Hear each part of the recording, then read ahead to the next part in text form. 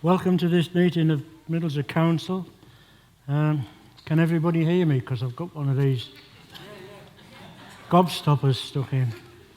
I'm not really going on the television or anything like that, but right, we make a start because we've got quite a full agenda, really. I remind everybody, please, will you use your microphones when speaking? And I've got to advise everybody that the meeting is actually being live streamed at this moment, so you're all on the telly. Right, we'll start with apologies for absence. Chair.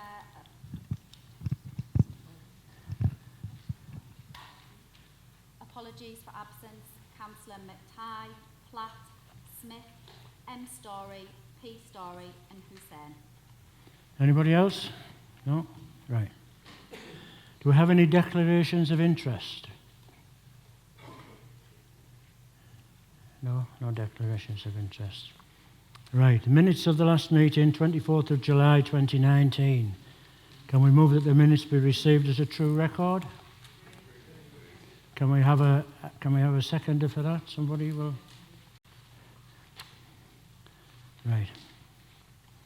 Right, item agenda 4, which is announcements and communications.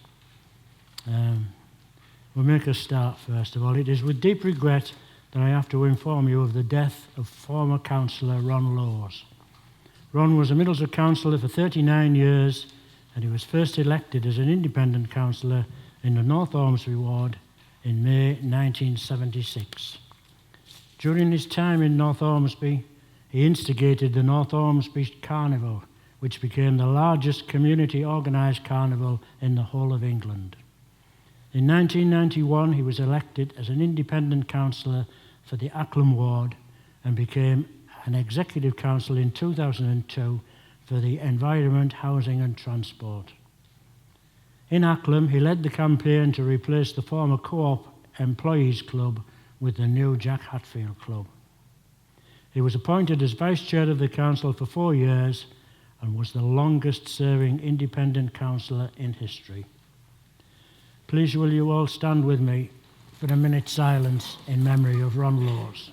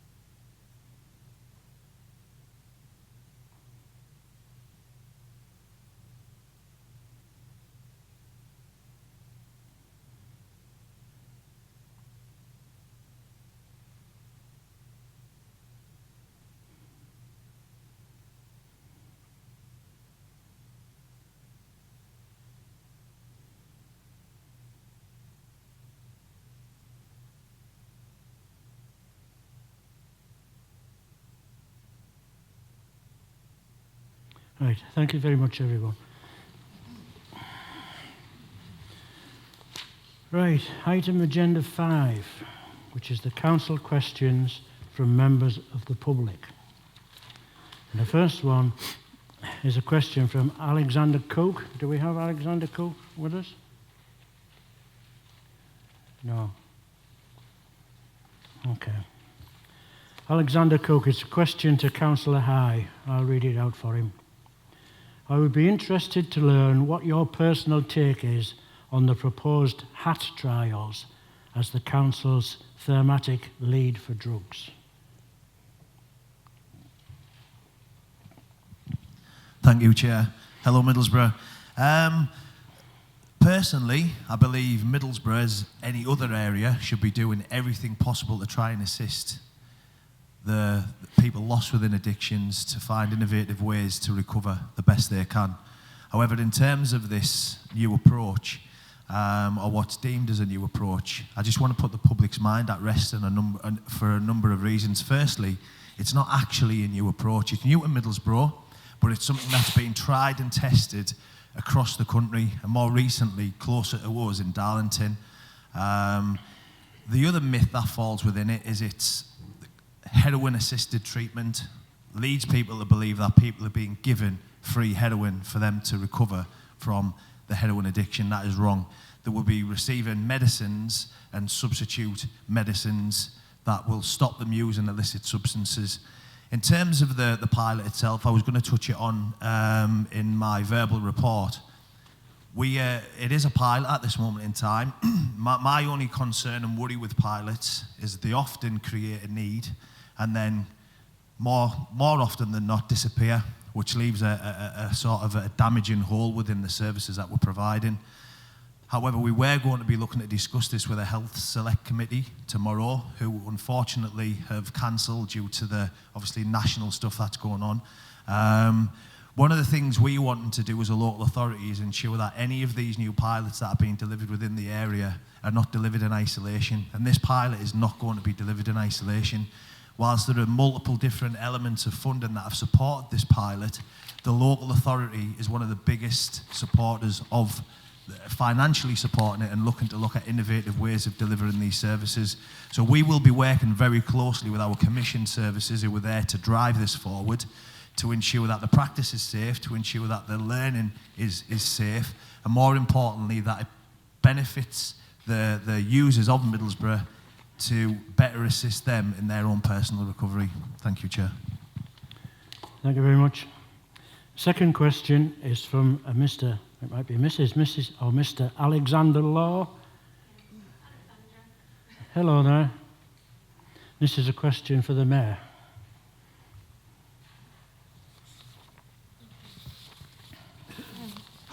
There is no research evidence to support the Mayor's assertion that domestic violence is a massive effect of drug addiction, as per his 15th August Channel 4 interview. Middlesbrough has the second highest rate of domestic abuse in the UK. It's perplexing then to learn from a Gazette article dated 16th of August that the Mayor and Deputy Mayor's intentions are to combine services for substance misuse, homelessness, domestic abuse and sexual violence, justified in the name of a predictive saving of £400,000. Research suggests women, who are the victim in almost 80% of recorded incidents in our town, are less likely to access domestic violence services when combined with other provisions. Can the Mayor confirm that a comprehensive impact assessment will be carried out before making cuts to these indispensable life or death services?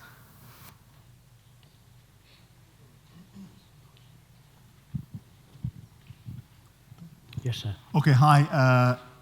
What was the name? Sorry, Alexander Law. Alexander, thank you for that. I think there are three parts to an answer, and I'll do like the first two. And then when it comes to bringing the services and discussing that and the rationale, Anthony High, Deputy Mayor, who is really driving that fantastic project forward. So first of all, I would without wishing to get into to and fro with you in front of everyone tonight, I would really dispute the fact there isn't any evidence. British Journal of Criminology reports on it. Just this afternoon, I found several reports, really easily found on Google. But more importantly, I've spoken with recovery charities, with the charities that work with addicts, and in particular drug addicts. And they all talk about the common problem of violence and domestic violence amongst those who are addicted. And just to back this up, I also texted someone I know. I messaged them, and this person is an assistant chief constable outside of our area, I must stress. So I asked the question whether there was, in that person's opinion, a link between addiction, drug addiction, and domestic violence. And they said absolutely, categorically, and undoubtedly. So I would refute that without wishing to get into a to and fro between us, but please let me finish, because you've asked a long question.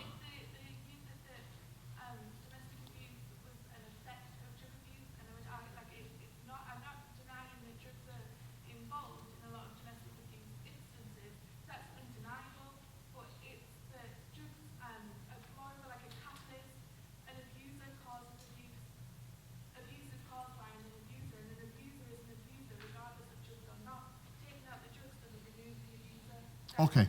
I think the way your question is written suggests that there is not a link between addiction and domestic violence, and there categorically is. So if you agree on that, that's fine. We don't disagree.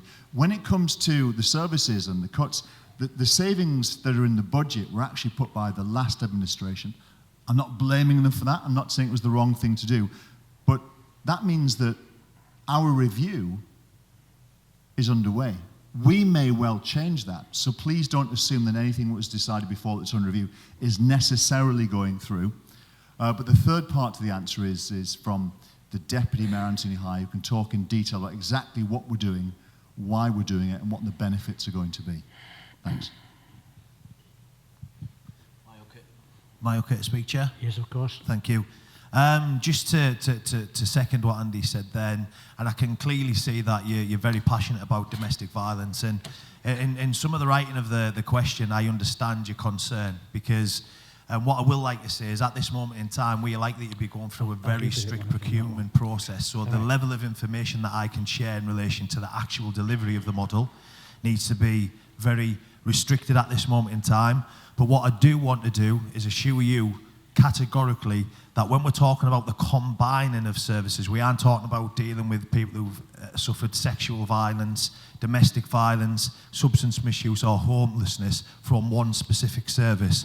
What we're wanting to do as a local authority, and what we are doing, is understanding that those 4 troubled areas that greatly affect these people, we have commissioned services that are working in partnership, and they're working more effectively to ensure that the service user, irrespective of those 4 areas, is at the centre of delivery. Now, that doesn't mean that we're delivering all these services from one point, because one of the key areas within the new model is to ensure that specialist services are commissioned to deliver specialist care. This is coming from nearly 20 years worth of experience of seeing where these services have failed alongside each other, and also understanding where they can work better together. Now, it will go into my verbal report, so I'm mindful that I don't give too much now, but one of the things we will not be doing, and one of the things we are hoping to do, is ensure that performance management of all these different services is held by the local authority, something that hasn't happened in local authorities for many, many years. These services get kicked out into specialist providers, and often we lose sight and track of where the client is within those complex networks. So by combining it, it's not about doing one service that suits all, it's about understanding that these guys will need multiple different entry points and a lot of support across the 4 key areas. Is that okay?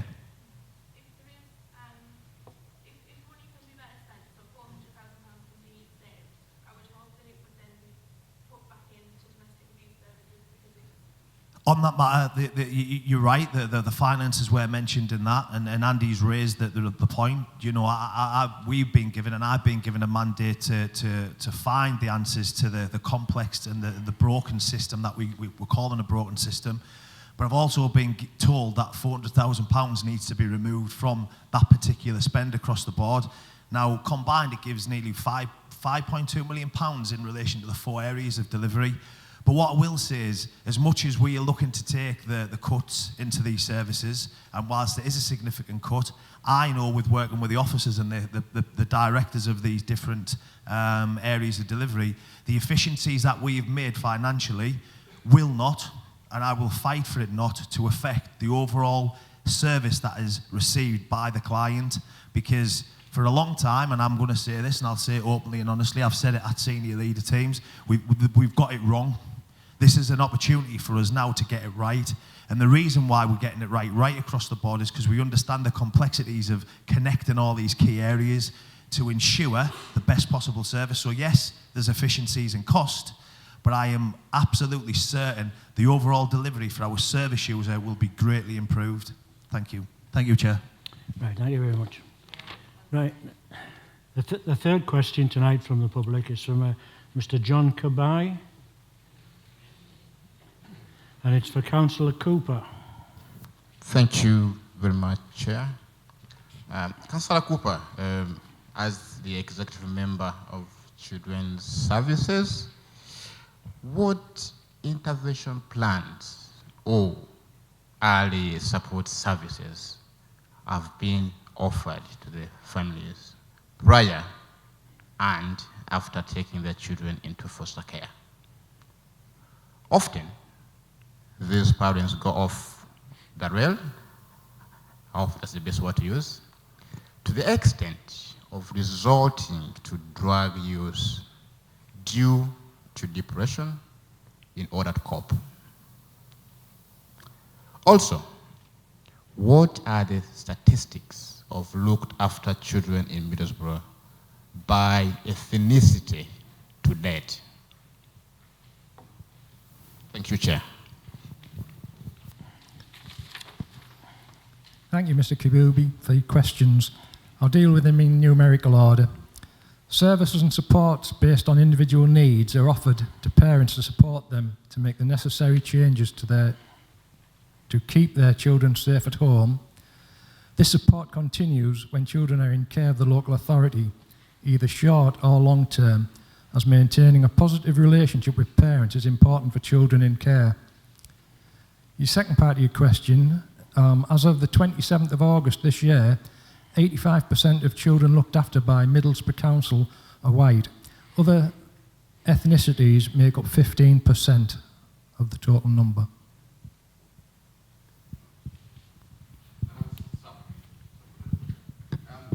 Thank you very much, I know you've labored to answer my question, but a bit conservative giving me the figures. But if I look at the 15% of the BAME community, I feel that the proportionality is too high. No, right. Proportionality is too high compared to how many people are in Middlesbrough. I'm sorry, sir, I've got to interrupt you, but I'm led to believe you're not allowed to ask a second question. I'm trying to have it happen. So you've asked your first one, you can't ask any more. I'm sorry. You'll have to sit down. Right, item agenda 6, which is the Mayor's statement and report. All right. Mayor Preston. Thank you very much. Hi, good evening, everyone. I think this is our third or fourth of the new era, new start, fresh start, new Middlesbrough. So I've got 10 things that I want to talk about, and we'll be really fast because we've got lots of questions tonight. Everybody wants to get home. The first one, I want to pay tribute to Ron Lowes. I didn't insert the word councillor before Ron then because I sometimes get uncomfortable about praising politicians and other people involved in the same set as you.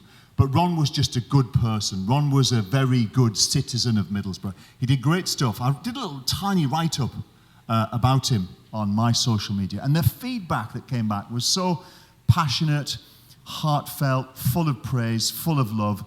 He was a good man, and he'll be missed, and I know our thoughts are with his family at the moment.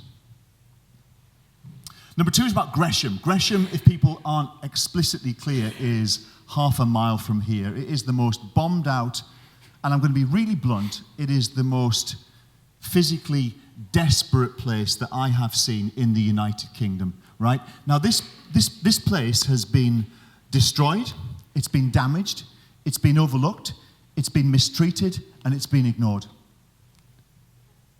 It is in a shocking state, and the residents there are getting really, really restless. They are sick of not being listened to. They're sick of rodent infestations. They are sick of stepping over drug addicts while they're taking their kids to school. They are sick of bad behaviour. They're sick of crime, and they're sick of the council not listening. Well, I've got a message for everyone in the town tonight, is that Gresham is on the turn. I mentioned before, the first thing we're doing is we are working with one of the country's biggest social housing providers, 13 Group, and we are creating 179 new homes for the first time in decades in that bombed out, overlooked part of central Middlesbrough. That's my first message to the people there and to everyone in the town. The second message is that we are bringing in new rules for central Middlesbrough, including that zone. Now, when we talked about this, there were some moaners, there were some critics, there were some softies who said we were being too tough. Of course, the softies who whinge don't have to live there or put up with it. So what we want to do, and what we're doing, is we consulted with the public about bringing in new rules that would outlaw people who aren't homeless begging, that would outlaw drinking in the street, that would outlaw peeing in the street and all manner of really disgusting behaviour that none of us want to live next to or bring our kids up near. Some people complained about it. They said we were trying to commit some kind of social cleansing. We're absolutely not. We are trying to help decent people lead a decent life and look after them. So thousands of leaflets and surveys have gone out to people in the area. And do you know what? Never before has this council had such an overwhelming response. Never before have we had many hundreds of responses to a public consultation. And 90-something% so far are wholly behind these new measures. So changes are coming to Gresham, a new regime, a fresh start. We're going to put it back on track and we're going to make it a great place to live and to work. Number 3 is about Centre Square. Now, we've built some very beautiful and very expensive offices. Initially, there was a fanfare about these colossal businesses and thousands of jobs that were going to come in, and it was going to make the sun shine every day, and suddenly we would be the economic capital of the North. It hasn't worked out like that, but the good news is I can report there is now some strong interest, and I really hope to be able to give some really good news very soon from somebody, a business that wants to occupy a significant amount of office space. It'll take another 2 or 3 weeks, I think, to get there, but it's really positive. I'm feeling really optimistic and excited about that. At the same time, what I'm working on with some fantastic committed officers is bringing new people to live in the centre of a town, not just in Gresham, but to Centre Square, because we don't want it to look and feel like an out-of-town office park where everyone disappears at 5 o'clock. We want people to live here and enjoy the space and make it feel safe. So we're working very closely on some really exciting projects to bring new people into the centre of town. The 4th thing is that fantastic thing we all shared and all loved, the Knife Angel. Knife Angel was a sculpture that was controversial, and to be clear, Boris Johnson's mayoral office was one of the first places to be offered it quite some time ago, and they turned it down. They thought it would be too controversial. And our police and crime commissioner actually was brave, and he thought we should do it. And one of the first things I was confronted with, actually, when I came to work here, is this decision: do we do it or do we not? An opinion was divided, and I saw both sides, but on balance, as a team, we decided we should have it here, and we backed what the Police and Crime Commissioner had done. The success of that was absolutely tremendous. The number of photographs of Middlesbrough, the great publicity we've had, the feedback we've had has been incredible. Almost 30,000 people have ventured to see it. I would go out there many days and start chatting with people that were taking photos, and sometimes I'd help them by taking a photo for them. And they'd travel from Alnwick and from York and from Leeds just to see that thing. So it reminds us of the power of good public art. So we're looking now at what else could we do? Could we do something else? Try and replicate some of that success. Number 5, I'm going to talk briefly about North Ormsby, England's 2nd poorest council ward. It's a mile from here. Now, it's got massive challenges. It's got huge problems. It's also got a fantastic community. And that fantastic community is playing a monstrous role in turning that place around. I can't tell you about the messages, how many messages I get from residents saying there's a new spirit of optimism. There's a new belief in the place. And we haven't got the stats yet, but anecdotally, we are convinced that crime is already falling. The streets are cleaner, people are happier, and people are optimistic. And I'm really optimistic. And it was mentioned earlier about Ron Lowe's and the North Ormsby Carnival, which became one of the biggest events in England. We want to bring that back, and we'll start small, but we'll build it up. And anybody from North Ormsby who might be watching this streaming, or grew up there, or who just cares about the place, we're working on it. We're working on North Ormsby. I want to talk about our street wardens. Our street wardens are far from perfect, but they are brilliant. They work hard, they're committed. They save lives. Our street wardens have dispensed, I think, at least 5 Naxalone kits, which are used on people who have gone into near death from opioid overdoses, and Naxalone can prolong a life by about 30 minutes, which gives just enough time for the emergency services to arrive. In all kinds of scenarios, they've done this. So they've saved 5 lives. They've saved many other lives. They give first aid. They help people with their shopping. Recently, they were criticised by a member of the public because they were seen walking down Linthorpe Road with a guy who'd been begging and was apparently homeless. And someone challenged them and said, "Why are you being so cruel on this poor guy who's down on his luck?" And do you know what they were doing? They were walking him to McDonald's to get him something to eat. And that's the kind of stuff they do. Now, our street wardens are fantastic. We need more. They're going to make us safer. They're going to make us feel better. They're going to protect us. They're going to help us keep the streets clean, and they're going to save lives. We're hiring more. We have now got the money to start hiring. So if anybody watches this, or anybody here in the room knows someone who wants to play a big role in their town and wants a decent level of pay, is willing to take a little bit of rough with the smooth, but is up for helping the community, get in touch, because there are some brilliant job opportunities going. Number 7 is about the survey. It's absolutely remarkable. And it just shows when you go out to the public and you market it and you address it properly, the public give you the feedback that you're expecting. And we're going to go out there. We're going to be doing all kinds of surveys. I'm looking right now at an online system. We're going to be engaging with the public. So anybody out there who feels that we haven't listened, we haven't cared, and we haven't tried to communicate, changes are coming. We're going to try and make sure the council's never got an excuse not to have listened. Now, we don't promise to always agree. We don't promise to do exactly what everyone wants, but I promise we will listen. Number 8, I'm going to go back to the Police and Crime Commissioner. And something that is very distressing is that despite the brave efforts of our police officers and the staff who work there, Cleveland Police goes from very bad to worse. I'm not aware of other forces that have been in special measures in recent history. So Cleveland Police is in special measures. This was taken by the public as somewhat disappointing. I'll tell you what, it's far more than that. It's an absolute disgrace, and I'm trying hard not to swear here. And Barry Coppinger is a nice man, and he's a decent man, and he did something great with a knife angel, and I'm sure he does great things. But when a force lets down the public that leads to more crime, more violence, more destroyed lives over years and years and years, it is only the person at the top who is to blame. And I'm urging Barry Coppinger to do the right thing and resign so we can start again from scratch.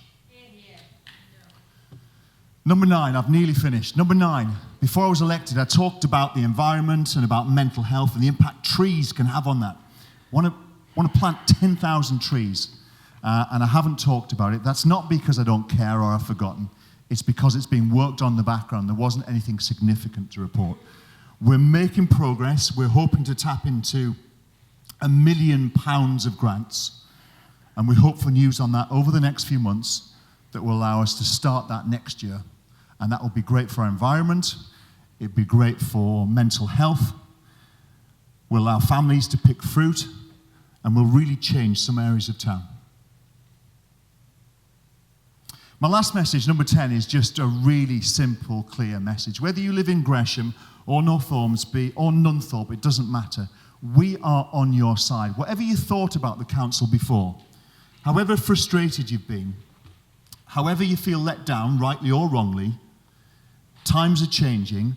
We are on your side. If you want to build a better life, if you want to help make a better school, if you want to keep your streets clean, if you want more support, if you need help, this council is on your side. Thank you.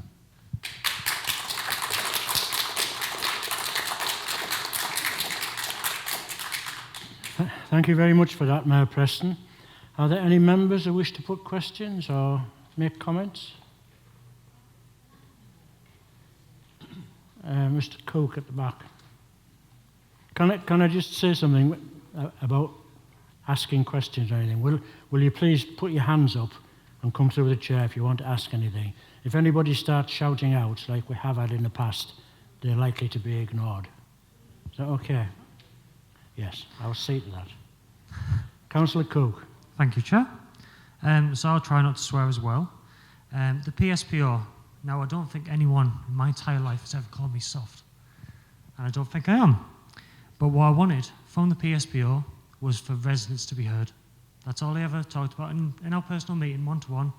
That's what I spoke about.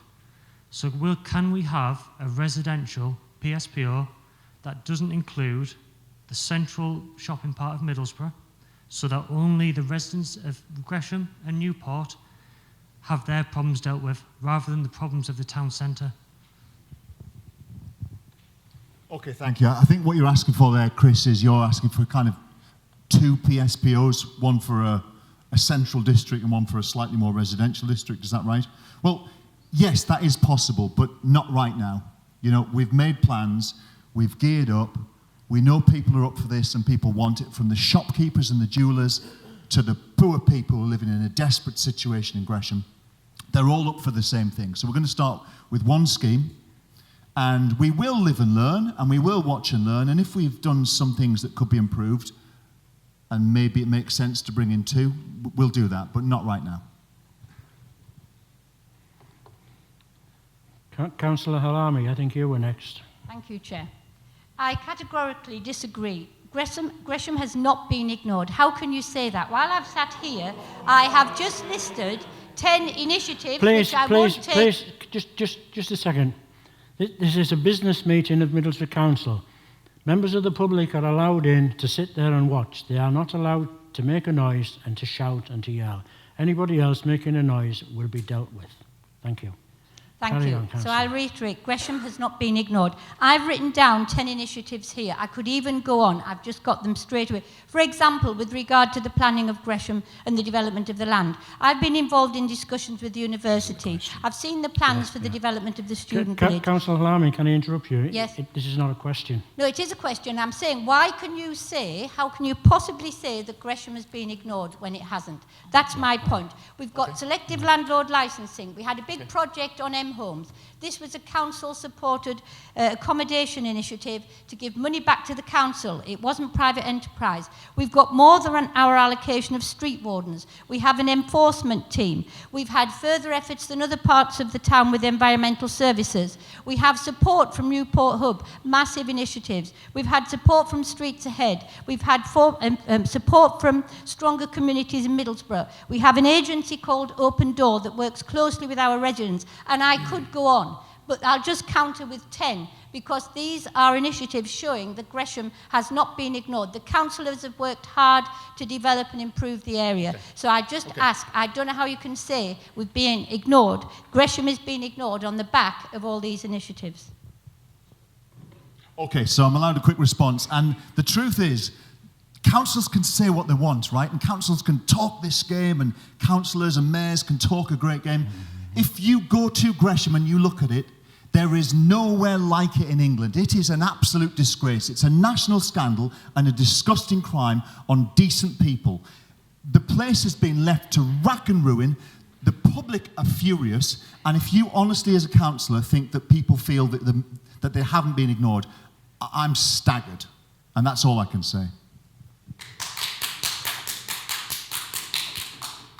Councillor? Thank you, Chair. Just to pick up on the point about the street wardens, is it a grant that we've been given? And what's the ongoing cost? And if that grant's then pulled away, will it be a cost to the council in the future? So there is a pot of money called the Indigenous Growth Fund, which sits at the Tees Valley Community Foundation. When I came into power here, I spent a few days just walking around and sometimes I talk to people, sometimes I just watch. And I tell you what absolutely terrified me was seeing drug deals around the town hall. 400 metres away, seeing people passed out in the street and shoppers stepping over them. Seeing sites that don't belong in the third world, they don't belong anywhere, they certainly don't belong here.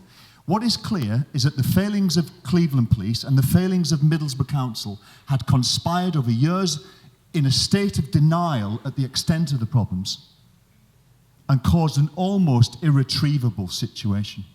almost irretrievable. So my number one priority was to try and bring things back under control.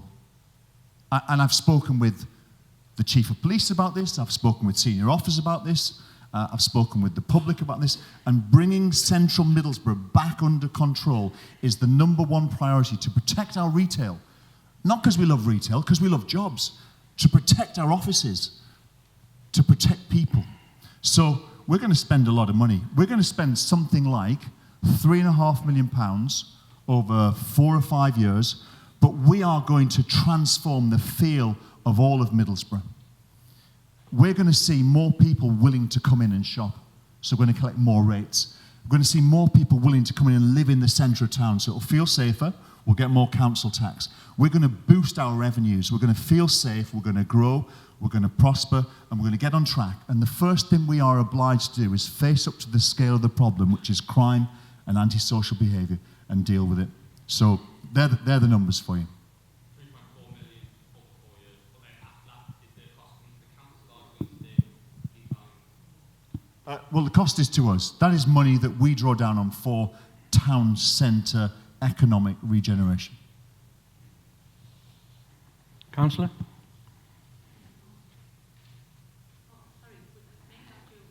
Joan.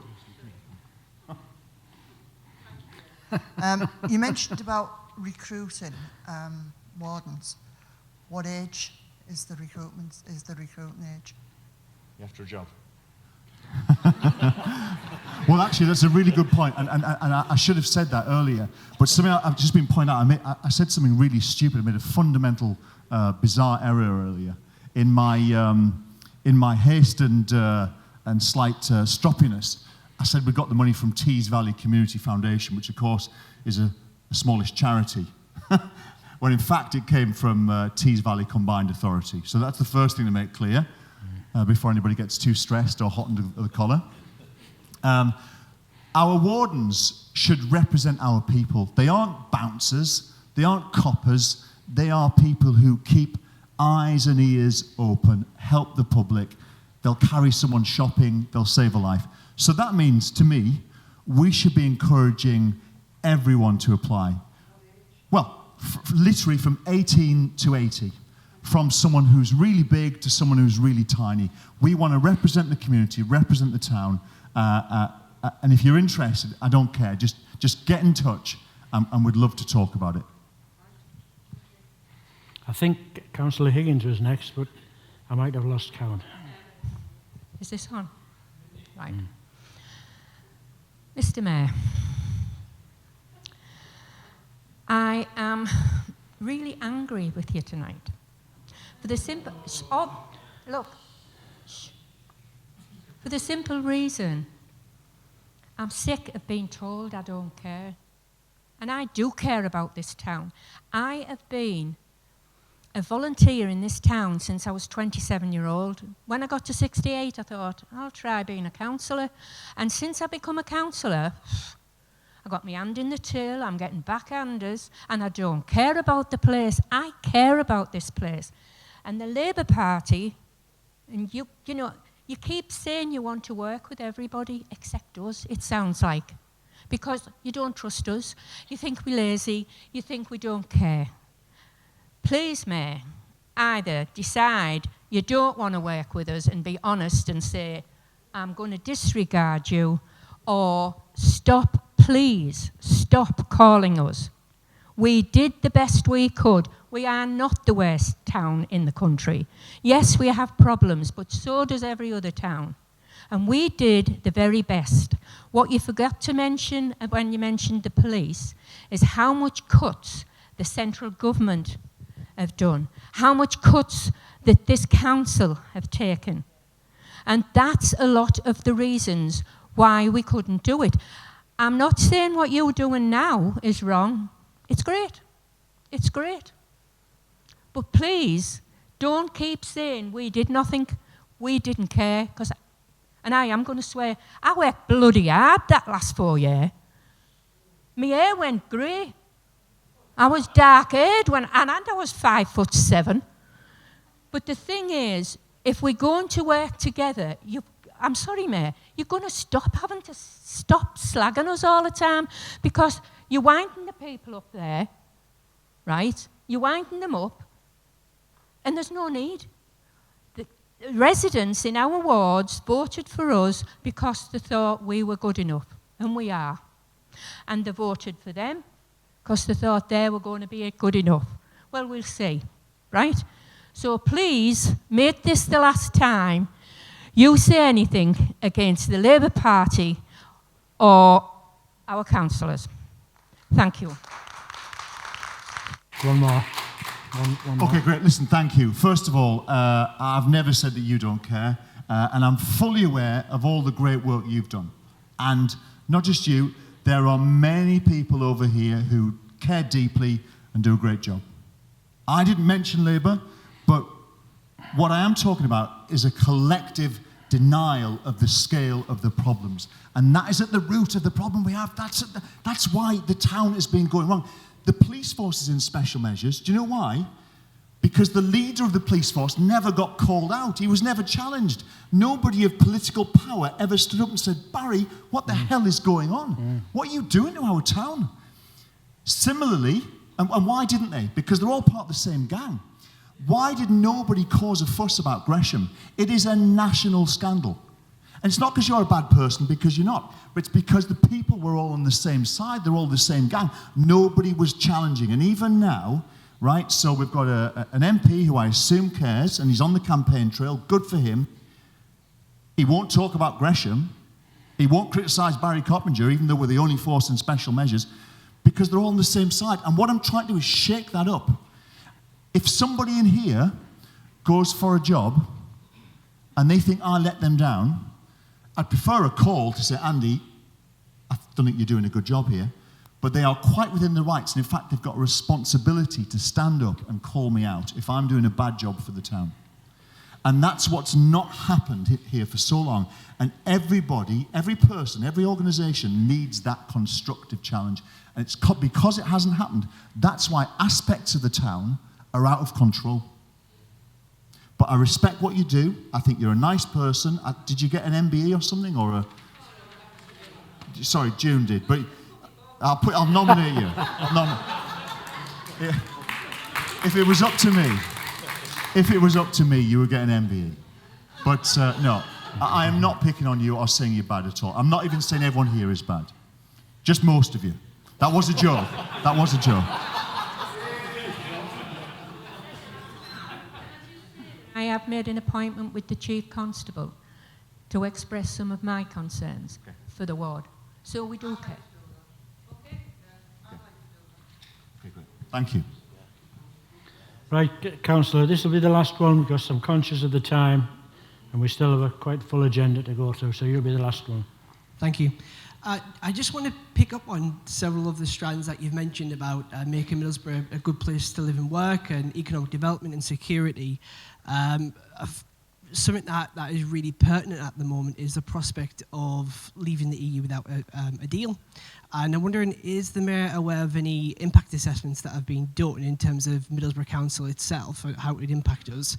And beyond that as well, our commercial base, we haven't really got much industry in Middlesbrough itself, it's more red car based, but we've got a strong commercial base.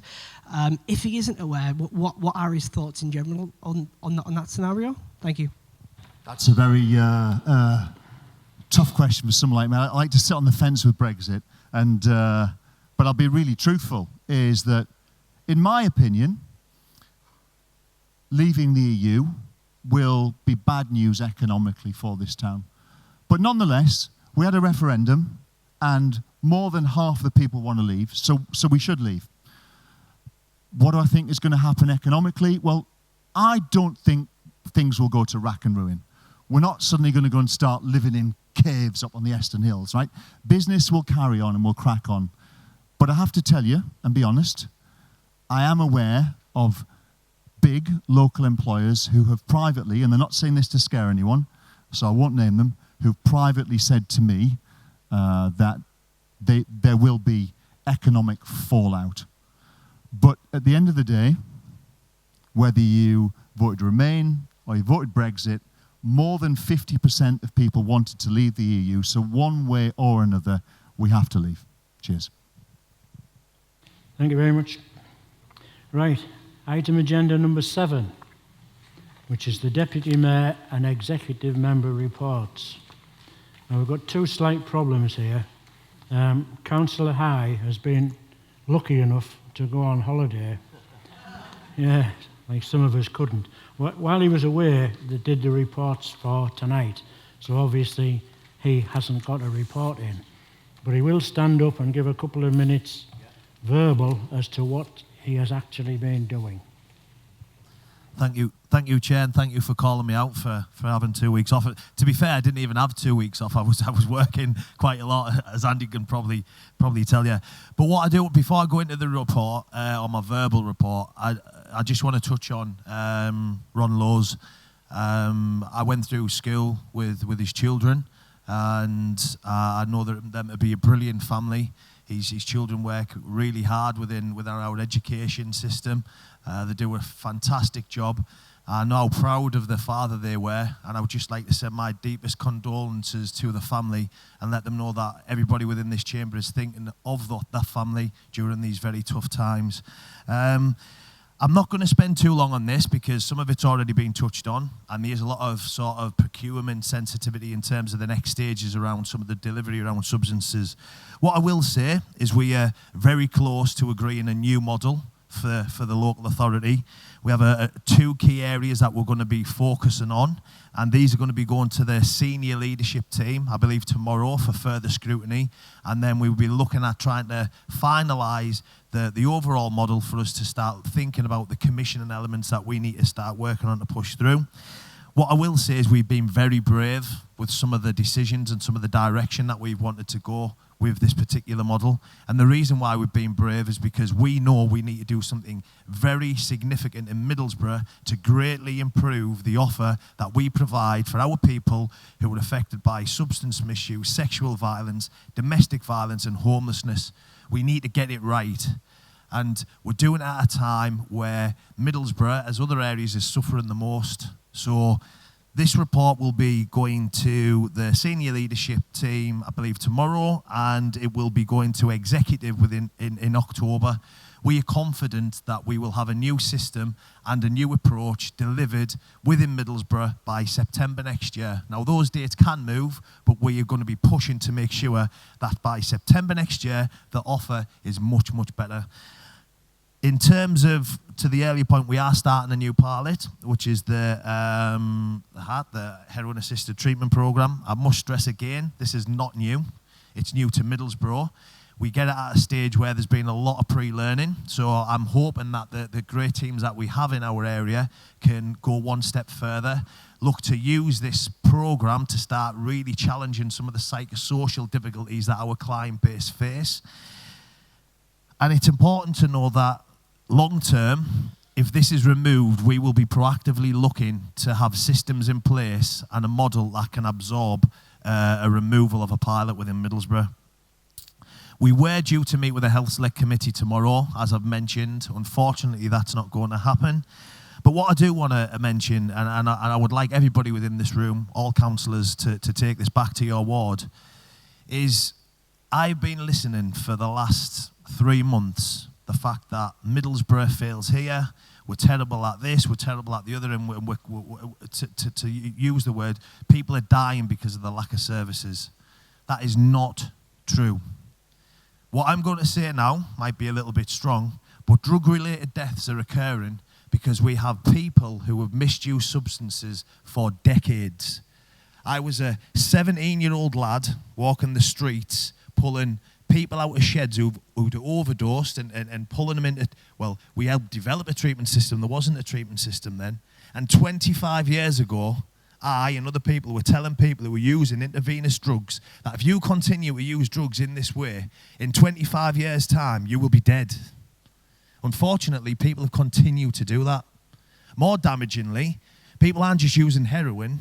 The cocktail of substances that people are using now is unbelievable. I, as a healthy, well, other than the weight, I, as a healthy 36-year-old man, would die if I used the cocktail of drugs that people are putting into their systems now. Not only that, they've been doing this for 25 years, and the added health elements that they've got going on equals death, unfortunately. So what I do want to say is we need to stop this approach of our service users don't get A, B, C, and D, because it is wrong. And you know when you will see it is wrong? On Saturday the 6th, there's a recovery event that is happening outside our town hall.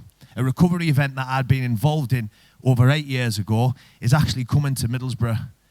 This recovery event will bring thousands and thousands of people from across the UK who have recovered from various addictions. We've changed the fountain outside to the colour purple. That is the colour of recovery. We have the Middlesbrough's recovery flag flying above the town hall. Now, I don't know of any other local authority that has took such measures publicly to promote the fact that recovery is there. And what I also want to say is recovery is real. Recovery is possible. And amazingly, believe it or not, people recover in Middlesbrough because of the great services and some of the great offers that we give as a local authority. So I'm calling on for councillors to encourage your residents to pop along and to see these amazing people, to hear the journeys, to see how they've recovered. It's starting at 12 o'clock on Saturday. There will be our commission services, there will be charitable services, and there will, more critically, there will be thousands upon thousands of people who have recovered, promoting the fact that recovery is possible. And I know, moving one step further, we will get to a point as a local authority where we can stand and say, if you are not recovering, that's because of your continued life choice, not because the services are not there or because somebody else has failed. And I know there's hundreds of people listening tonight, hundreds of people in recovery will be saying, you're absolutely right, Anthony. But we need to make sure we have that service so blame cannot be passed. Thank you, Chair. Thank you very much.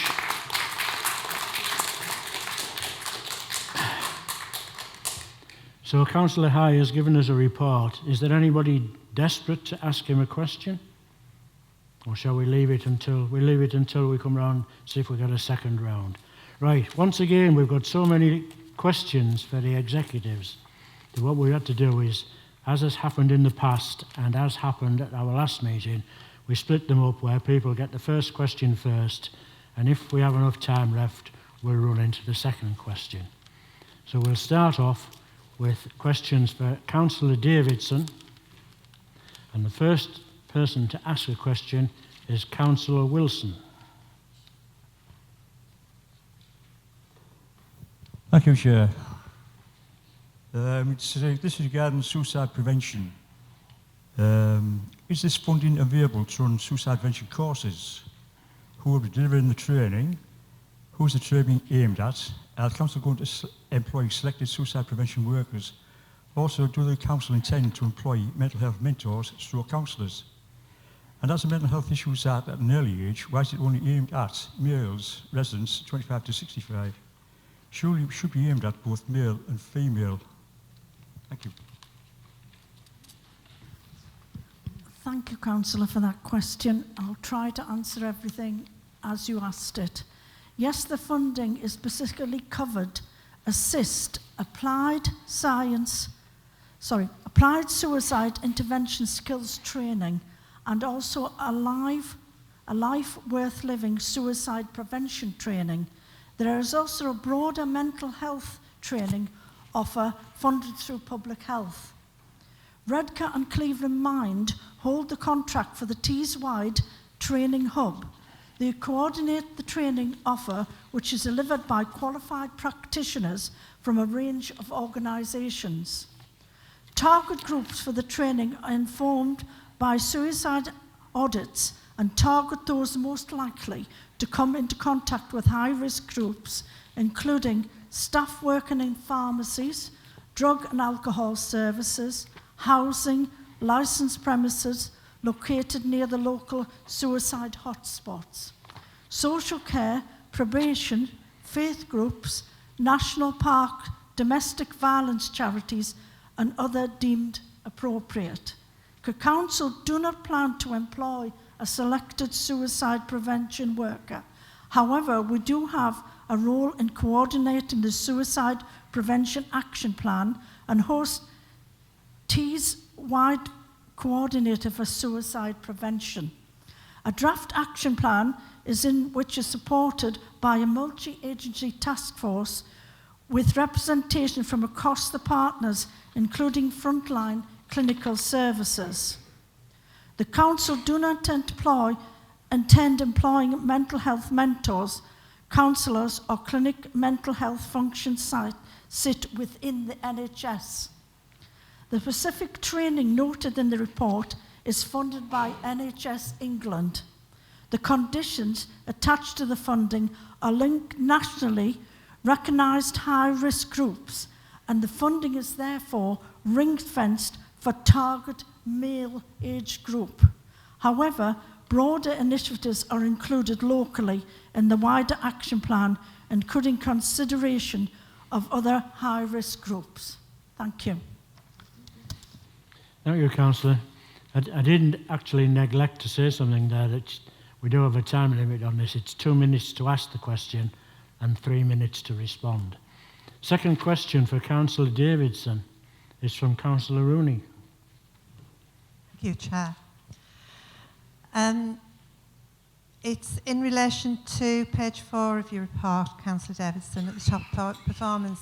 I'm going to say something just very briefly, and I'm not going to get very much for this, but one of the reasons why we are bringing so many questions is we are not getting very much information from the executive at the moment. This is the only arena and forum where we are able to get some information and just put that back to the Mayor and to think about how the executive puts the stuff out. Yeah.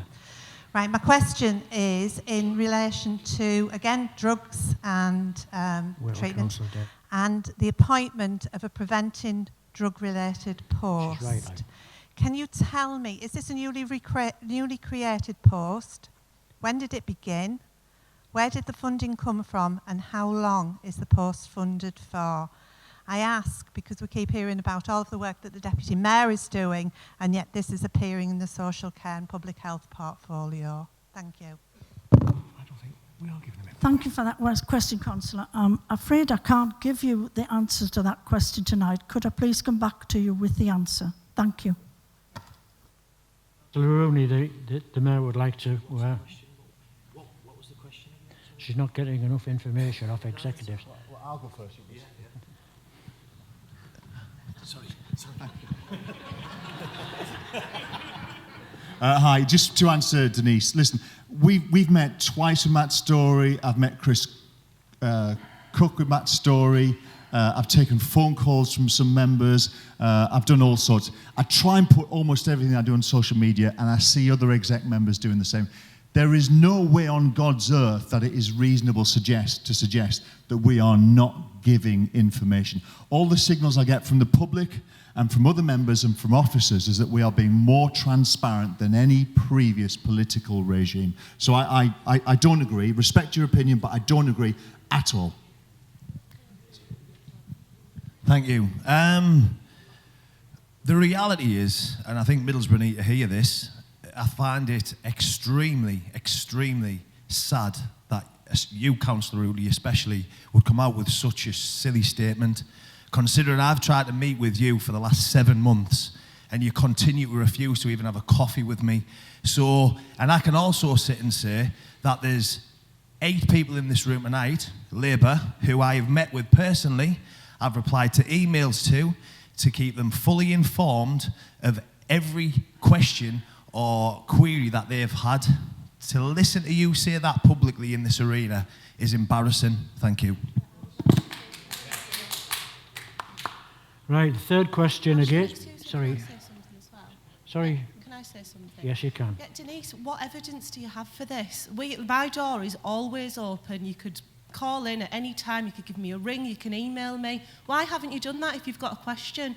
Honestly, I just don't understand. Sorry. Right, hold on. Third. Pardon? No, sorry, no. I asked you a question at the last... Councillor, no, you can't. It's questions for executives, members. We're not in that field at all. Third question is again for Councillor Davidson. and it's from Councillor J. Walker. Is that Jeanette? Thank you, Chair. By the way, I just want to mention regarding the suicide thing, there was quite a few of us councillors did the suicide awareness course just last year, and it was really extensive and it was very, very helpful, because sometimes when you're in your ward surgery, you do actually have people you are slightly worried about, because there might be a situation where that might be one of their thoughts. And I must admit that it wasn't something that I, as councillors, we could actually deal with, but we knew how to signpost people to the right and maybe recognise the signs of people who were maybe on that verge of thinking about it. So I think it's very important that some of us actually took upon ourselves to actually do that course as well, and I think it was essentially good. Perhaps it might be advisable for every councillor to do that. I think it's something that they should have as their workbook. All right, my question, thank you very much. My question, councillor, I'm sorry I took my time up there. Regarding page 3 of your report, number 17, home care and repeat medications.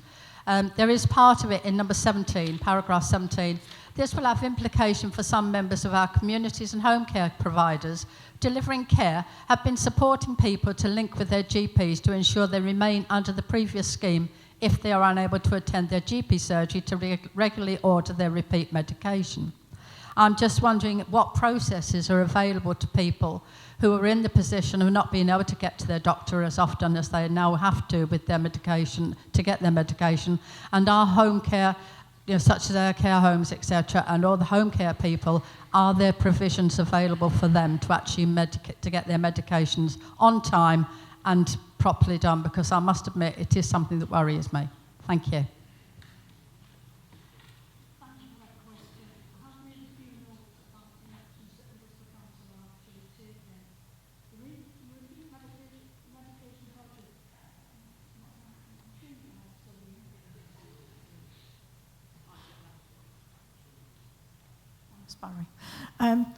The Repeat Medication Project is being managed and run by the health partners. However, as a local authority, we support a large number of vulnerable clients in the community. Therefore, we have ensured that all of our commissioner services are fully aware of the changes taking place and task them with supporting the individuals they work with to ensure people under the changes and supported to remain under the medication previous ordering system if required. Due to patient confidentiality, our health partners have been unable to share records and data with us. Therefore, this has simply been a communication and support exercise and will continue to be so as the new arrangements are embedded. Medication ordering within care homes has not been affected by these changes. We continue to monitor the impact of these changes and have regular dialogue with our local clinic commissioning group regarding any issues that arise as a result. Please note our health partners advised us they have written to everyone who will be impacted by these changes and have undertaken a media campaign regarding this. I have attached an information that put together for your information if you want it. Okay.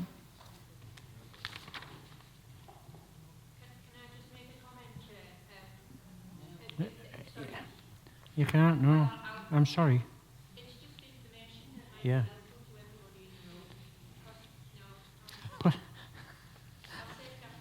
Say it after, yeah. Right, next questions are for Councillor Barry Cooper.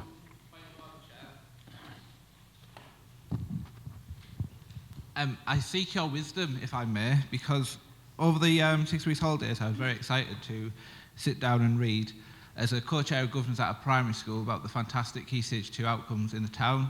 As an assistant principal in the Tees Valley, I was looking forward to seeing how Middlesbrough performed in GCSE outcomes. But there appears to be an omission. I can't see any report from the Executive Member for Education. Now, we've heard lots of protests about how we get lots of information, and where on God's green earth we could be missing that. So could I ask where it is? Yeah.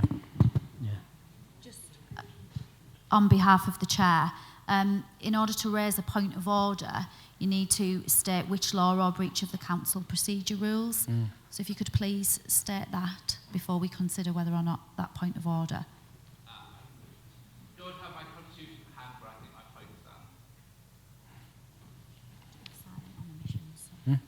Yeah, I think it is silent on emissions. Yes, yeah. Right, start again. Councillor Barry Cooper. The first question is from Councillor Hill. Right, cancel that one. Second question is for Councillor Udin.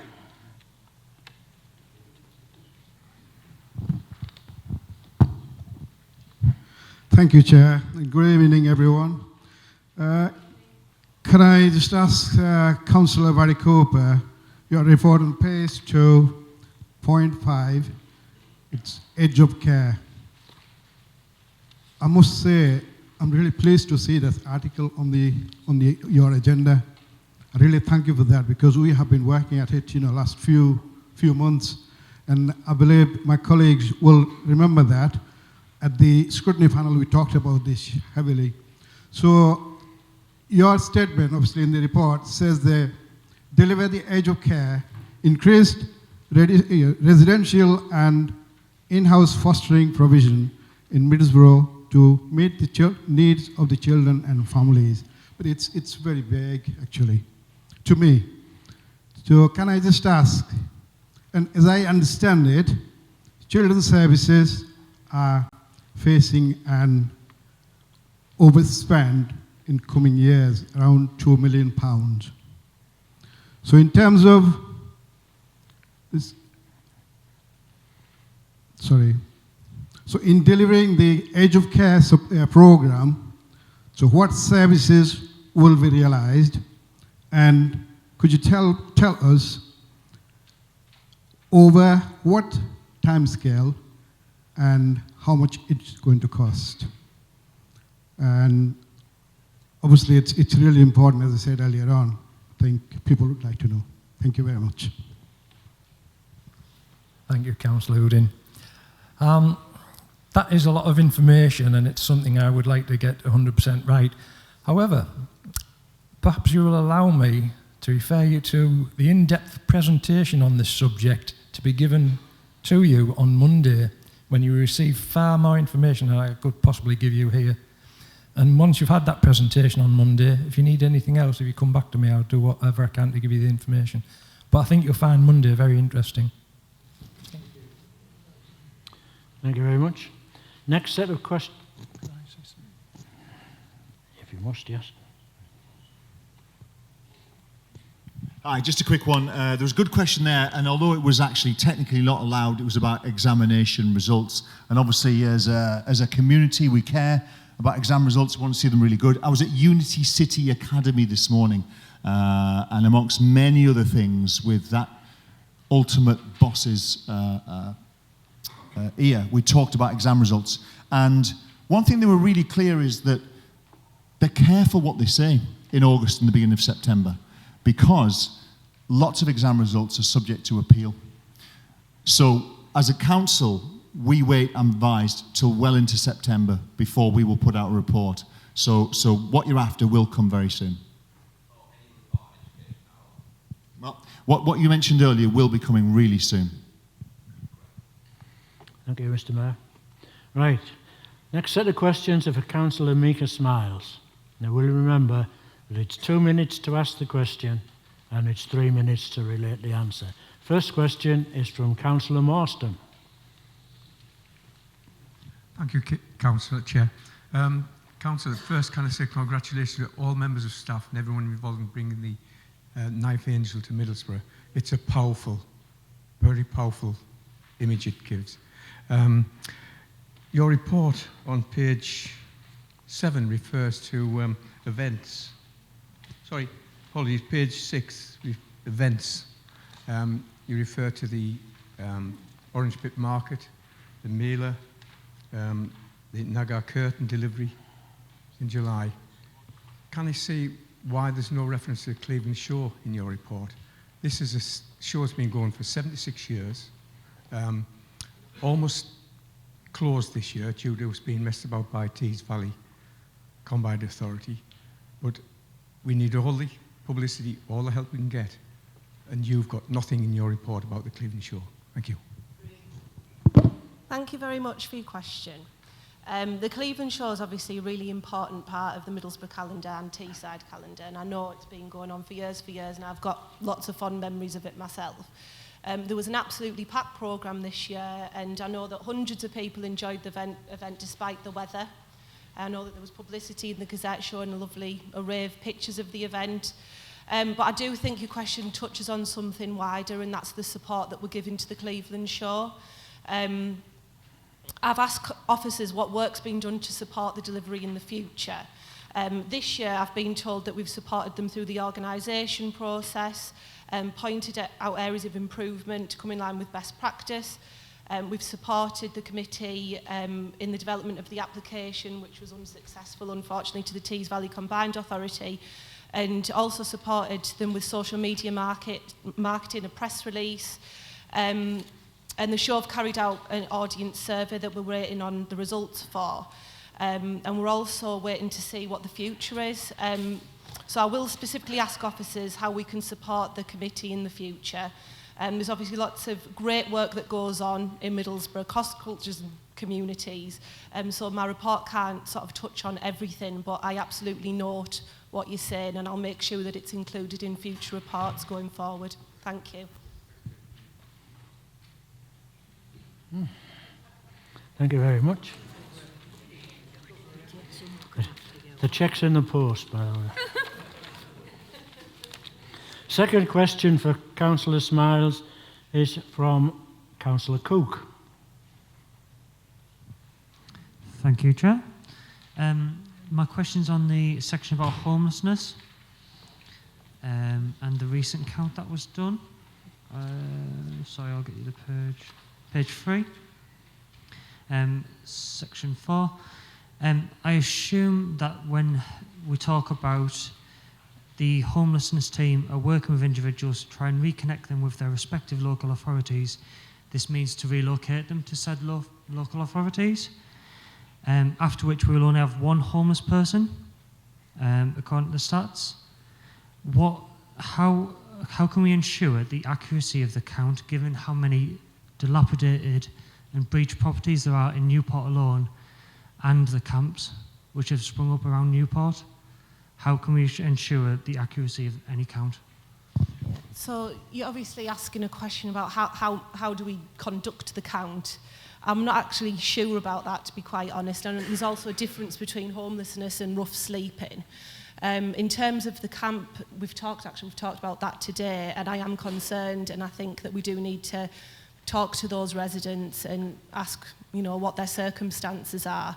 In my report, I actually talk about the new sit-up service for rough sleepers, which has started. It's been in operation a week, and actually it means that there should be no rough sleepers in Middlesbrough, because there's a helpline there, and actually this service will pick people up in taxis and take them somewhere safe, warm, and somewhere where they can get a meal for the night. And also we have a really strong provision for homelessness in Middlesbrough. We dedicate 1.6 million across homelessness and domestic violence, and we've got 11 different provisions. So I think sort of a plan of action is to engage with those people and sort of direct them to the right place to get the right help that they need. Thank you. Right, the next two questions for Councillor Smiles are both under the heading of selected landlord licensing, and they're from Councillor Furness and Councillor Branson. We're not doing the same thing, lads, are we? No, okay. According to the list, Councillor Furness comes first. Thank you, Chair. Just looking at the stats, it looks like the landlord licence has been quite successful in North Ormsby, and it's on its way to being successful in Newport. As I understand, it's only in half of Newport at the moment. Will it be getting expanded to full of Newport, and when do we have a date for that? And will there be expansion across more wards oncoming after that? Yeah, that's a really good question, so thank you for that. Myself and Ashley, we were out with the street wardens a couple of weeks ago, and we actually noticed that the selective landlord licensing area stops on a certain road. And we asked why that couldn't be expanded, and actually the answer is that we took sort of information from the police and from other agencies that we work with, and it's got to stop somewhere, basically. It will be a high priority if we are rolling it out further for that area to be covered. In terms of sort of rolling it out further across Middlesbrough, I've been told that if 20% of the housing stock is covered in Middlesbrough, then we'd actually need to apply to the Secretary of State for permission for that. But I think you're absolutely right, it is working, and we will look to expand it. Thank you. Thank you very much. Councillor Branson. Good evening. My question really relates to this issue about the whole principle of selective landlord licensing. We've had a system set up which very well in North Ormsby, and it's gone on to Newport. But there are many areas of the town where there are problems with private landlords. And one thing that really concerns me at the moment is that private tenants have very few rights in UK law. They can easily be thrown out of their accommodation for no reason. And often it's the selective landlord licensing that is the only protection they have. Tenants are unwilling to complain about problems with their accommodation because they fear that they'll be thrown out of it without any remedy. I would like to ask the executive whether they would support the principle that all private rented accommodation in Middlesbrough should be covered by a selective landlord licensing system, because that is the only way we're going to deal with this issue, given the fact that the amount of private rented accommodation is rising sharply, and by the year 2021, at least a quarter of the population will be living in such accommodation. Your question. Oh, is this working? Yeah. Like I said, I think that it is working well. The living standards in these properties has been brought up.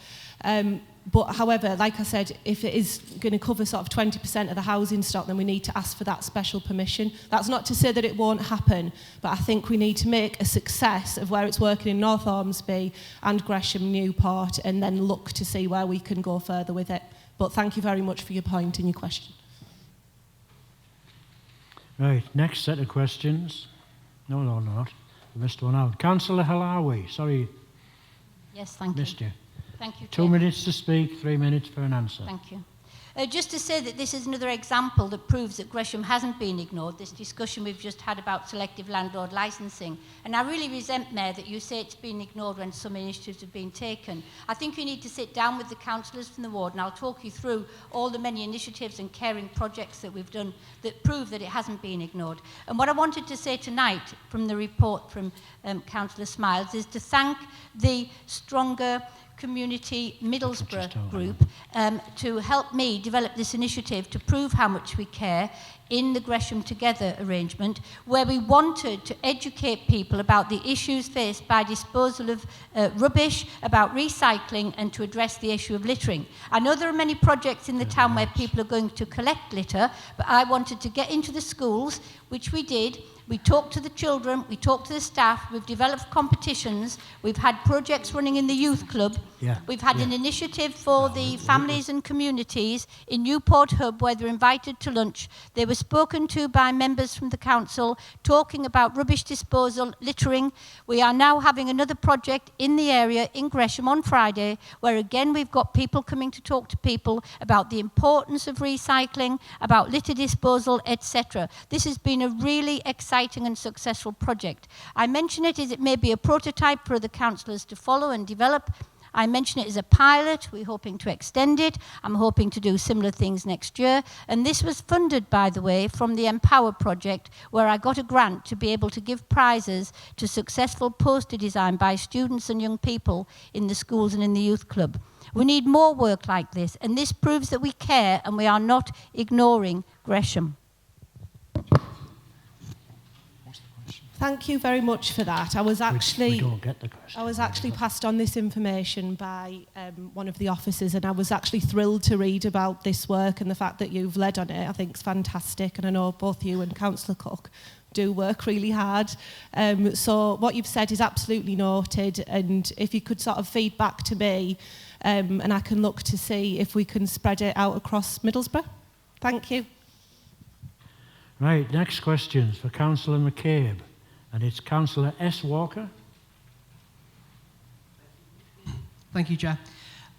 It's just regarding the local football facility plan. I've had this on my radar for the past few weeks at the very least, because I know there's potential funding from the FA in relation to muggers and football pitches. And I'm here representing Corbin where we've just lost a play facility, and you know, Corbin is a large ward. It's got a lot.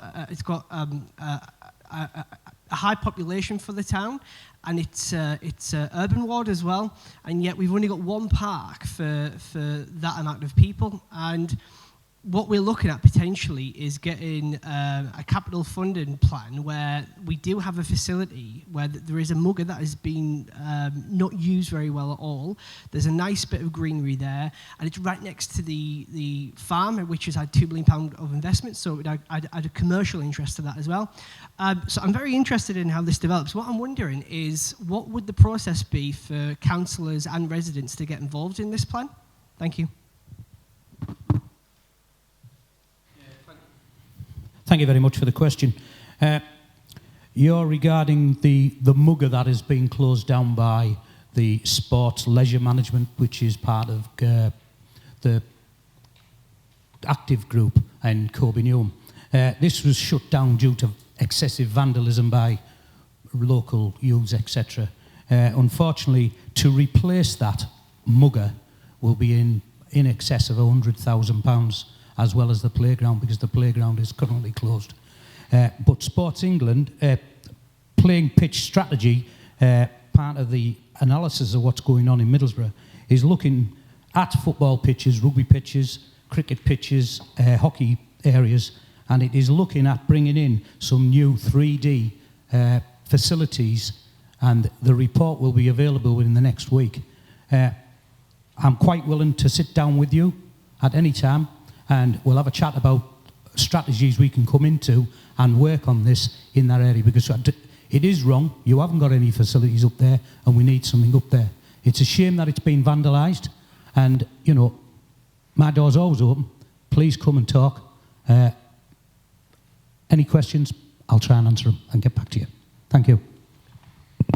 Right, next set of questions are for Councillor Hobson. The first man to do a question is Councillor Rathmell. Thank you, Chair. This question relates to your report in so much as, given the predicted overspend of $336,000 and the discovery that £2.475 million savings won't be achieved this year, resulting in the need for the Council to find additional savings, can you explain where the budget for the newly created Director of Legal and Governance Service has come from, which has a massive salary of £90,212 per year? Because we're seeing recruitment freezes across other departments. Thank you. Thank you for your question, Councillor Rathmell. Actually, we do look very carefully at recruiting. We do have a vacancy control procedure, and everything must go through the LMT before we allow anybody to recruit. This post, I do believe, is where we've had 2 people leaving and in that same department. So I do believe that the money is coming from what we've saved in the department at the moment. The person who is actually doing the job now doesn't want the job, so I do believe that we're going to have somebody in post, and the only way to do it is to advertise the job. Thank you. Second question for Councillor Hobson is from Councillor Thompson. Thank you, Chair. Can I ask the executive member? It's about the housing in Gresham. What will the rents be? Will it be social, affordable, or market rents? Thank you, Councillor Thompson. I'm sorry I can't answer that question. The rents will be down to 13 group, not to the council. They are going to be 13 group houses. So I'm assuming that the 13 group will decide on what the rents are going to be. However, I will look into this for you and get you some information, come back to you. Councillor Thompson, the Mayor wanted to answer Just that. in relation to the question, if that's all right, I'll just confirm that the rents are going to be social and affordable. The exact mix hasn't yet been decided, but social and affordable rents. Right. Next one is for Councillor Waters, and it's a question from Councillor Hubbard. Thank you, Chair. It's in relation to page 2.6, and the subject matter is the local plan working group. Could Councillor Waters please explain what consultation is being undertaken with residents across the town on the local plan? Thank you. Thank you, Councillor Hubbard. As of yet, none. What we are going to be doing is taking this into the working group going forward and make sure that we haven't done this well in the past. It's something that we want to engage the members of the public with and make sure that they tell us what they want and what they want to see across the town. And it's something that we will work hard as a working group, as a cross-party group, to make sure that we get that done. Thank you very much. Right, by my watch now we've been going nearly 45 minutes. We're allowed 30 minutes for this session, but the Chair can actually give another 15 minutes if he feels necessary. We've done that. We've gone through all the first questions for everybody, so I'm sorry, but the people who are left, there's 1, 2, 3, 4, 5, 6, 7, 8, there's 9 people left. I'm afraid if you want your questions answering, you'll just have to send an email to the executive members, and I'm quite sure they'll send you something back, because we still have an awful lot to get through in this agenda. So we'll carry on to the next part of the agenda, which is the report of the Overview and Scrutiny Board. We've all got a copy, we've all read it. Councillor Thompson, do you want to present this, or do you want to take it as read, or what? Thank you, Chair. Yeah, just to reinforce what you've said, all members have received a copy of the report and that would be noted. Thank you, Chair. Okay. So anybody got any questions on it, just contact Councillor Thompson. Thank you very much. Right. Item number 9, mortgage interest rate. Councillor Hobson is going to present this. Thank you, Chair. This is something that comes to Council every year. It's just to agree the mortgage interest rate. I'll just explain this a little tiny bit. I don't know whether people know that Middlesbrough Council used to give mortgages out. We are now on the last one. And this is just to agree the interest rate for this last mortgage that we have, and hope that you will agree. Thank you.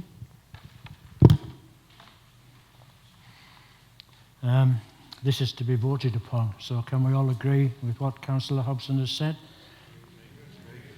Do we need to go to a vote or show of hands? Right, leave it as it is. Next item, item 10, which is urgent items. Over to the Deputy Monitoring Officer. Thank you, Chair.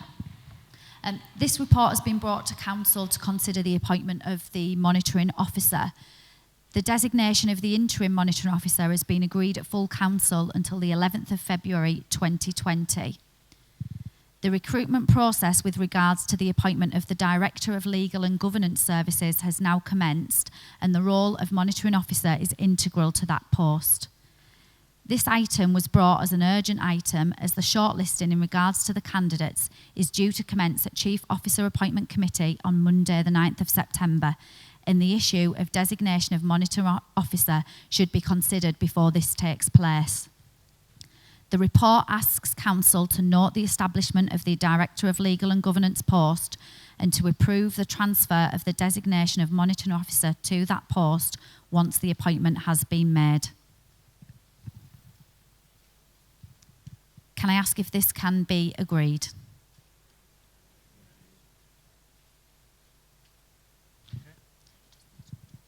Right. We're now up to item agenda 11, members' question time. There are none. Now we've come to the nitty-gritty, the notices of motion.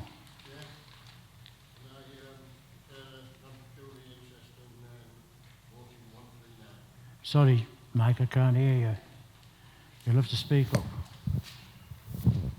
Yes, Chair, thank you. Can I declare a non-pecuniary interest in motion 139?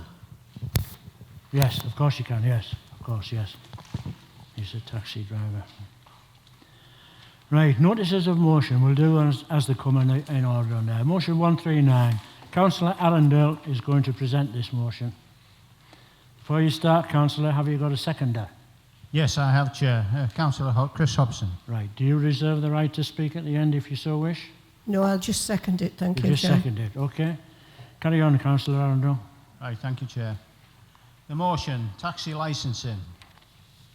This council asks the government to act without delay and address the impact of S558 of the Local Government (Miscellaneous Provisions Act 1976. The legislation allows subcontracting by operators, which results in council licensing taxi vehicles and drivers intending to operate in areas across the rest of the country to the detriment of other local authority licensing officers, thereby removing their ability to set standards and control activities. And I reserve the right to speak on this, Chair. Thank you, sir. Anybody wish to comment upon this? Councillor Higgins. Yes, Chair.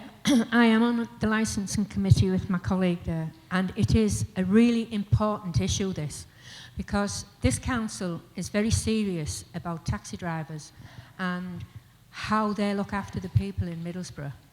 But now we're getting people from outside who are getting their taxi licence and coming in and picking passengers up in Middlesbrough, and our officers have no control over them. They just come in. Now, I think it's imperative that we go along with this motion, because if we don't, we're just going to get swamped. And the people of Middlesbrough who run taxis are just going to get put out of business. And also, most importantly, our residents are not going to be protected. So, I hope you all agree with this. Thank you. Anybody else wish to speak on the motion?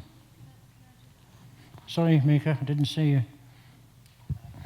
It was just to say that I've actually written to MP Simon Clarke about this issue, as you know, and he's written to the Minister responsible, and we've been told that they are going to look at this and discuss it as soon as possible, basically. But I can circulate that letter to members if it's helpful.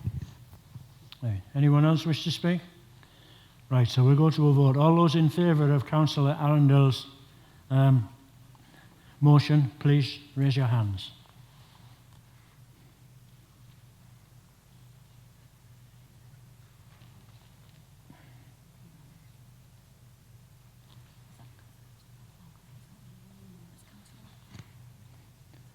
Councillor Hubbard, is your hand up? Oh, sorry, it is up, yeah. Councillor Rathmell, what? We can't see your hand, sir. There's someone in front of you. Okay. Right. Right, okay. Right, we'll carry on with the second motion now, and this is a motion. There was... Sorry, Ron. I asked the right to speak to the motion. Yes, of course you are, if you wish. Thank you, Chair. As has been said by my colleague here, this is a very important thing. If this isn't stopped, and I know it's national legislation has got to be taken to alter it, what will happen in the town is we will lose complete control of what happens with taxis in the town. Wolverhampton Council have taken it upon themselves to license taxis across the whole of the country. And I spoke to one by opportunity this morning, actually. There was a guy waiting for a fare, so I knocked on his window and I said to him, why on earth have you got your license through Wolverhampton Council? And the answer was quite simple. He said, it's cheaper and we don't have to go through the same rigmarole. Now, what sort of message does that send out? What's going to happen in Middlesbrough? What's going to happen across the whole town with taxi services? It's disgraceful. So thank you for listening to me and thank you for supporting my motion. Thank you, Chair. Thank you, Councillor Arundel. Right, back to the motions. Motion 140 has been withdrawn, so we'll go on to motion 141, presented by Councillor Rostron. Do you have a second, Councillor Rossman? Yes, Councillor Rooney is going Yeah. to Do you reserve the right to speak at the end if you need to, or are you going to... Thank you. I'll read the motion, Chair, and then I would like to speak to it. Of course, yeah.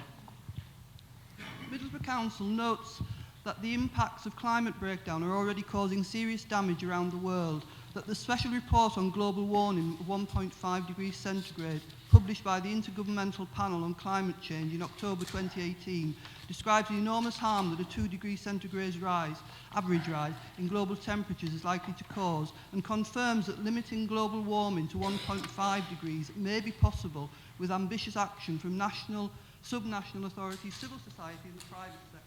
There is still the opportunity to address the changing climate and ensure future generations have a sustainable environment.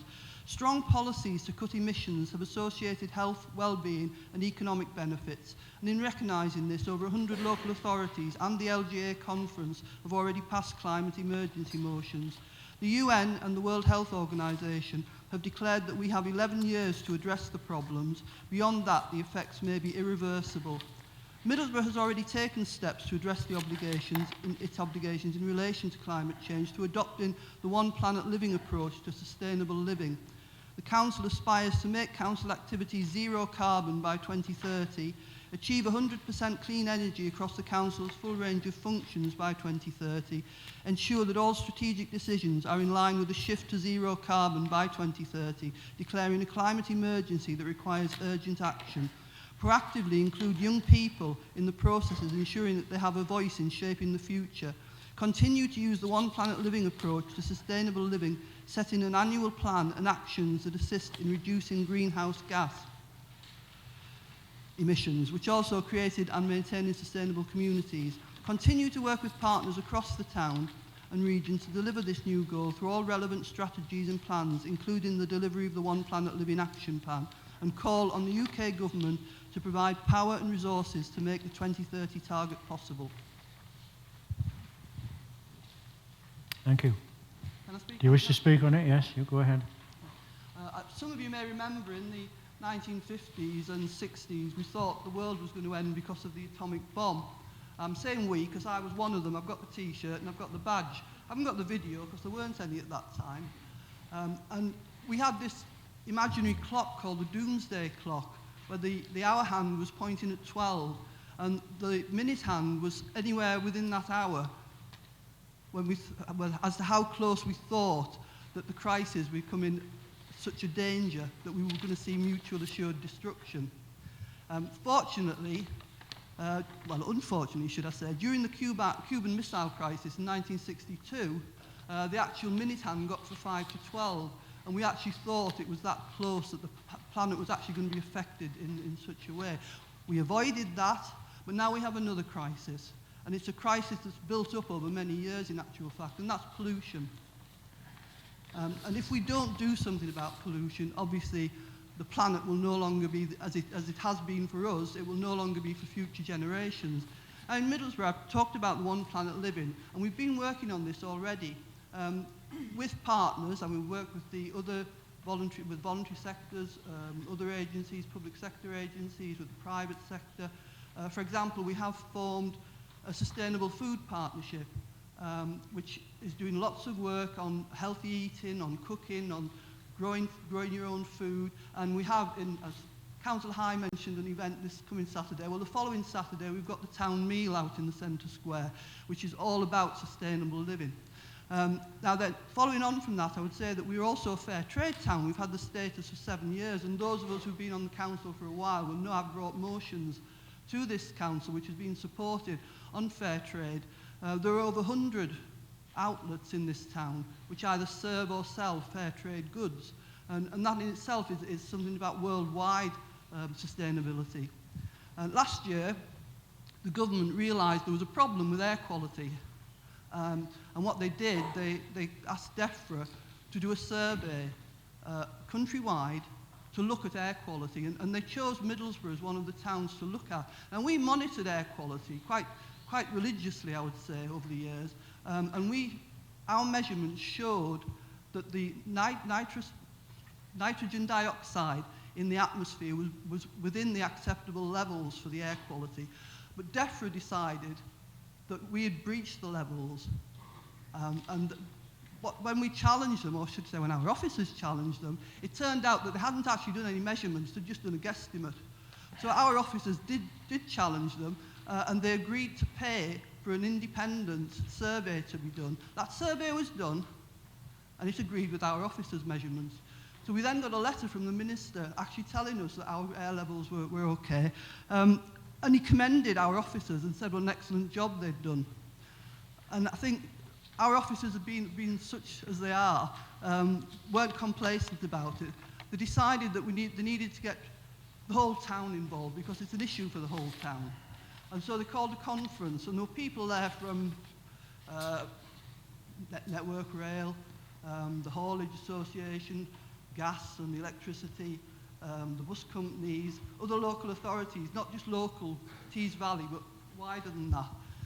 And that conference concluded that we needed to continue to work on air quality because it is so important to people's health, it's important to the climate.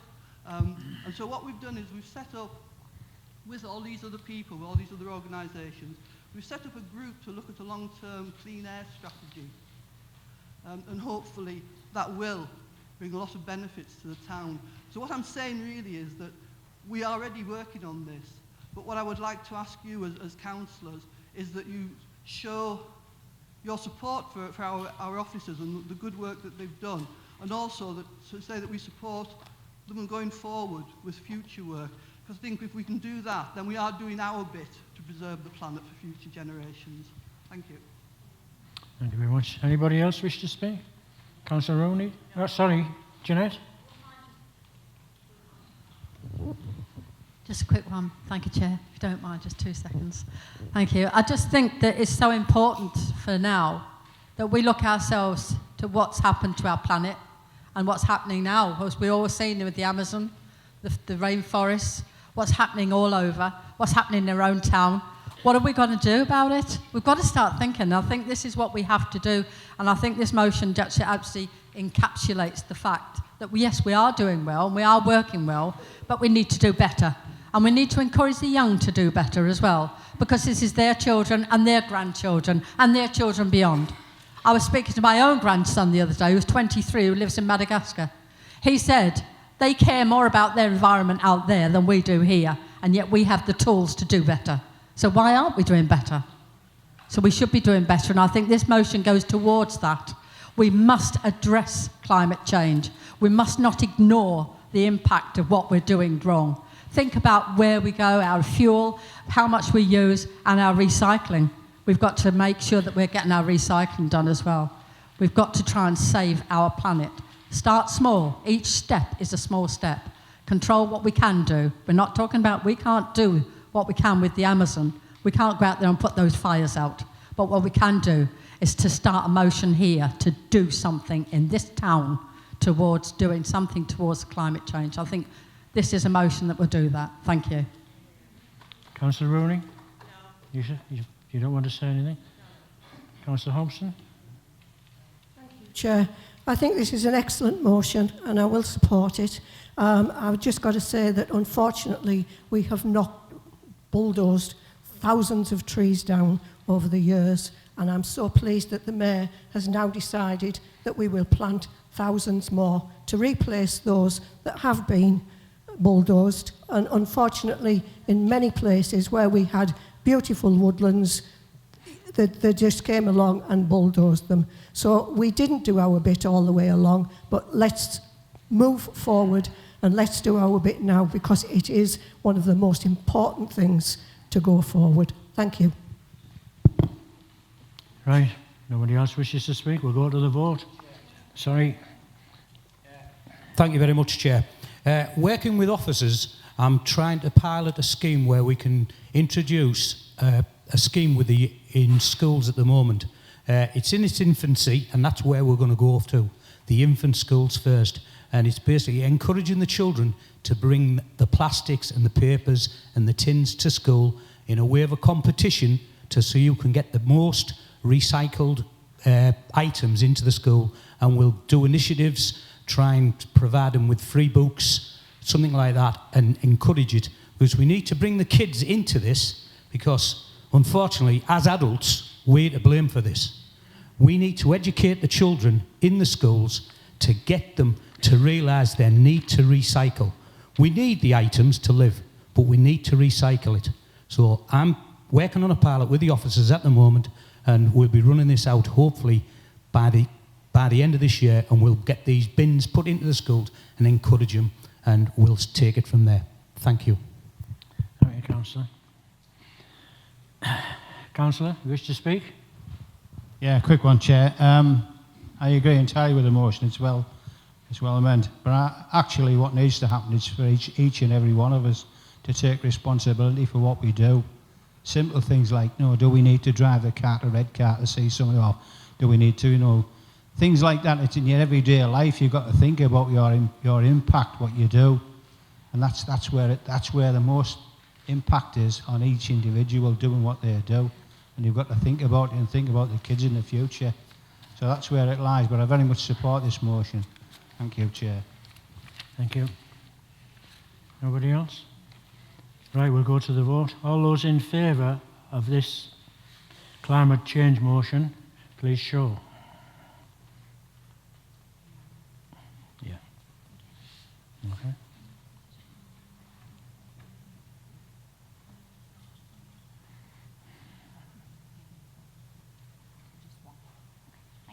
Okay. Right, that gets the motions out of the way. We're now up to agenda item 13, notice of urgent motions. There were none. Item 14, members' allowances scheme. It's been deferred. Item 15, council committees, political balance, allocation of places and memberships. It's been deferred. I'm going to do it now, yeah. Now just one more thing I have to say before I bring the meeting to the close. Our next council meeting, I believe, is the 8th of October.